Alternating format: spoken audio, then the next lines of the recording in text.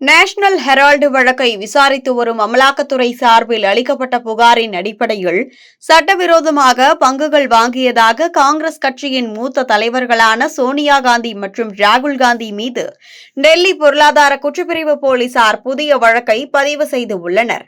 இதனால் எந்த நேரமும் இருவரும் கைது செய்யப்பட்டு விசாரணைக்கு அழைத்து செல்லப்படலாம் என எதிர்பார்க்கப்படுகிறது. நம் நாட்டின் முதல் பிரதமர் ஜவஹர்லால் நேரு இவர் தொடங்கிய பத்திரிகையின் பெயர்தான் நேஷனல் ஹெரால்டு. இந்த பத்திரிகையை அசோசியேட் ஜேர்னல்ஸ் நிறுவனம் நடத்தி வந்தது. பிறகு கடன் பிரச்சனையால் இந்த நேஷனல் ஹெரால்டு நிறுவனம் மூடப்பட்டது. இதற்கிடையேதான் கடந்த 2014ஆம் ஆண்டு பாஜகவின் மூத்த தலைவர் சுப்பிரமணியன் சுவாமி பரபரப்பான குற்றச்சாட்டை முன்வைத்தார். அதாவது நேஷனல் ஹெரால்டு நிறுவனத்தின் பங்கு சட்டவிரோதமாக யங் இந்தியா என்ற நிறுவனத்துக்கு மாற்றப்பட்டு உள்ளது. இந்த யங் இந்தியா நிறுவனத்தின் பங்கில் 76% என்பது சோனியா காந்தி மற்றும் ராகுல் காந்தியிடம் தான் உள்ளது. சோனியா காந்தி 38% பங்கையும் ராகுல் காந்தி 38% பங்கையும் வைத்து உள்ளனர். இதனால் பங்கு பரிமாற்றத்தில் முறைகேடு நடந்து உள்ளது. ரூபாய் 2000 கோடி மதிப்பிலான சொத்துக்களை வெறும் 50 லட்சம் செலவில் மாற்றிவிட்டனர் என்று கூறி நீதிமன்றத்தில் வழக்கு தொடர்ந்தார். இது தொடர்பாக வருமான வரித்துறை விசாரணை மேற்கொண்டது.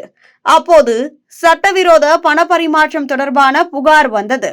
இதையடுத்து அமலாக்கத்துறை உள்ளே வந்தது. இந்த குற்றச்சாட்டை ராகுல் காந்தி, சோனியா காந்தி மறுத்தனர். ஆனால் அமலாக்கத்துறை இருவருக்கும் சம்மன் அனுப்பி விசாரித்தது. இருவரிடமும் பல கட்டமாக விசாரணை மேற்கொண்டது.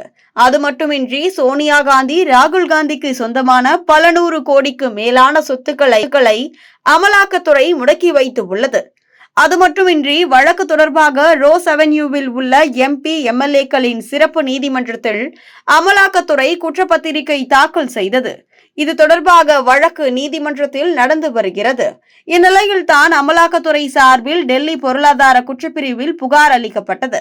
அந்த புகாரை தொடர்ந்து சோனியா காந்தி, ராகுல் காந்தி, சாம் பிட்ரோடா உள்ளிட்ட 6 பேர் மீது புதிய வழக்கு பதிவு செய்யப்பட்டு உள்ளது.